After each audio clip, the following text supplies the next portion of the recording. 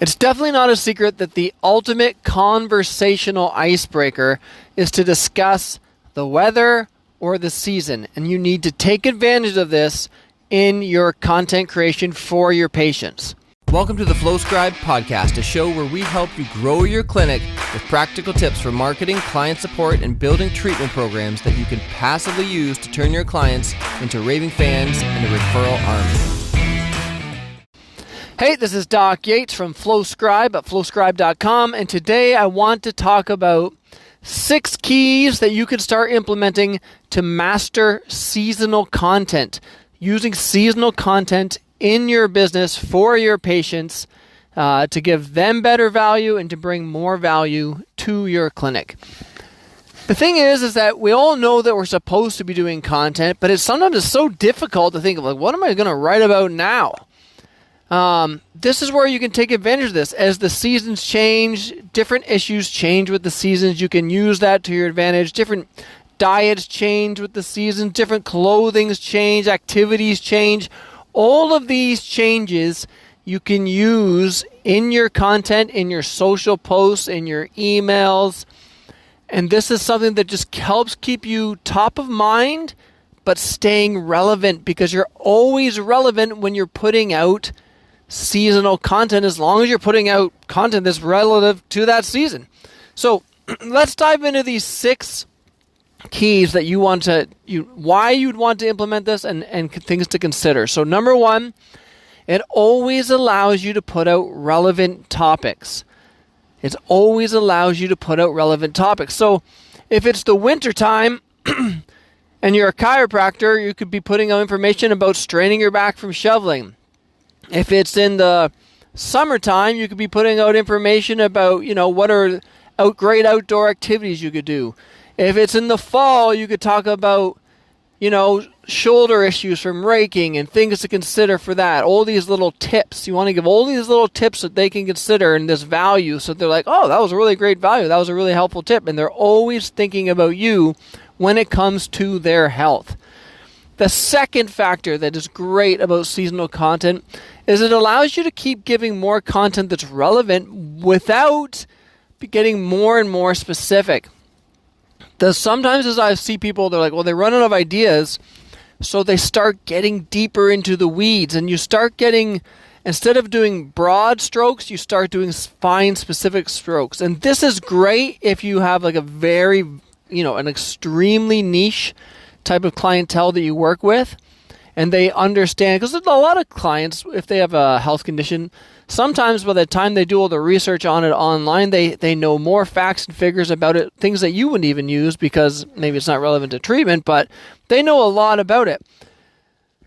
When you're doing seasonal content, you can avoid getting into these really specifics and industry jargon that no one else knows about, because remember, when you're putting content out, you're going with the assumption that these people are new. You always want to go into the assumption when you're putting out content that people are new, that they don't know about what your previous... Assume they never saw your previous post. Assume they never heard your previous podcast. They never read your previous email, because guess what? The vast majority of them don't. Every time you put something out, a really good email, if you're getting 30% opens, socials, if you're getting a 10, even of the people that follow you, generally only 10% of those people see that.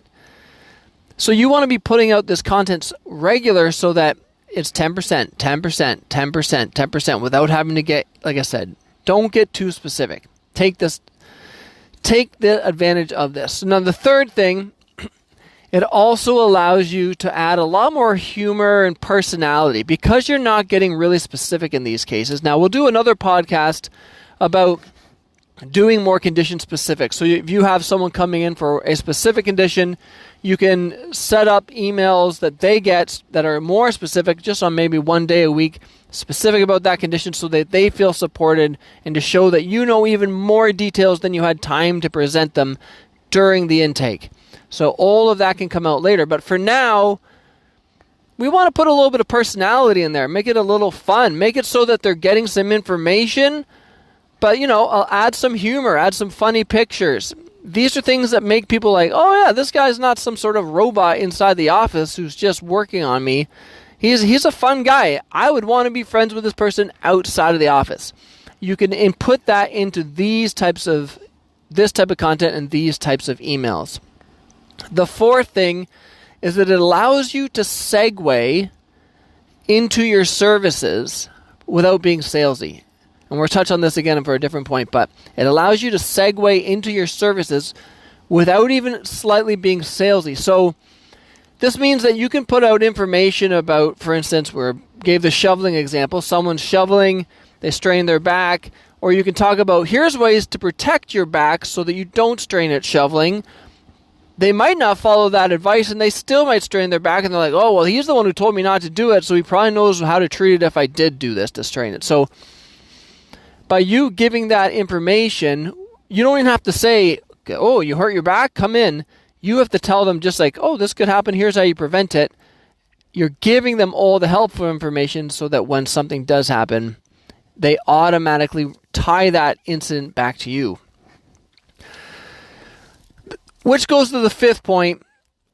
We want to make these, when you're doing seasonal content, this general content tied to the seasons, you want to make it informative as possible. So yes, add humor, add personality, but we're making this as information, useful things, real good, really, really deep, good, great, amazing value.